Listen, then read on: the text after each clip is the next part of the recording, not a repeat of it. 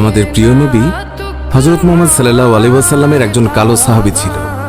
সকল সাহাবীদের মধ্যে সেই সবচেয়ে বেশি কালো, কিন্তু নবীজির ভালোবাসায় যারা জীবন দিতে প্রস্তুত সেই সাহাবীও তাদের মধ্যে একজন।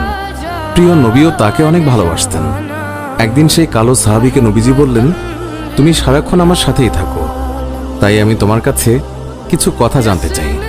তখন সাহাবী নবীজির কাছে মাথা নিচু করে বলল, হুজুর, আমার জান হাজির আপনার জন্য, আপনি শুধু বলুন কি জানতে চান। তখন নবীজি বলল, তোমার বিয়ের সময় হয়েছে, তুমি কি প্রস্তুত?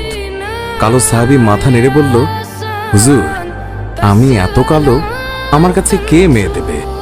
নবীজি বলল, তুমি বিয়ে করবে কিনা বলো, তোমার জন্য আমি মেয়ে দেখব।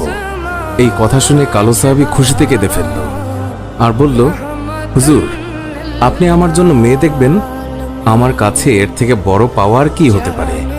তখন নবীজি একটি পত্র লিখলেন আর তা কালো সাহাবীর হাতে দিয়ে বললেন, এই পত্রটি নগরীর বড় বাড়িতে গিয়ে উত্তর জেনে তারপর আমার কাছে আসবে। কিন্তু কালো সাহাবী জানে না এর ভেতরে কি লেখা ছিল। নবীজির কথা অনুযায়ী পত্রখানি নিয়ে নগরীর বড় বাড়ির মালিকের হাতে দিল। নবীজির কথা শুনে তাড়াতাড়ি পত্রটি খুলে ফেলল মালিক।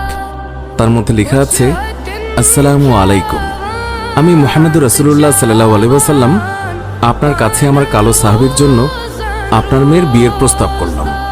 আশা করছি আপনি প্রস্তাব গ্রহণ করবেন এবং আপনার সুন্দরী মেয়ের সাথে আমার কালো সাহাবীর বিয়ে দেবেন। ইতি মুহাম্মদুর রাসূলুল্লাহ সাল্লাল্লাহু আলাইহি ওয়াসাল্লাম। বড় বাড়ির মালিক নবীজির কথা শুনে কেঁদে ফেলল। আমার একমাত্র মেয়ে, মদিনায় যাকে সবাই চেনে হুরে মদিনা বলে। কিতাবে আছে মেয়েটি এতই সুন্দর যার জন্য মদিনার সবাই তাকে হুরে মদিনা বলে ডাকত। আমি এখন কি করি? নবীজি বলেছেন, এটাই অনেক আনন্দের কথা, কিন্তু ছেলেটি যে অনেক কালো। বিভিন্ন চিন্তায় মালিক চিন্তিত। কালো সাহাবী বলল, নবীজি কি লিখেছেন? আমাকে বলেছে উত্তর নিয়ে যেতে। মালিক বললেন, নবীজি বলেছেন তোমার সাথে আমার মেয়েকে বিয়ে দেওয়ার জন্য।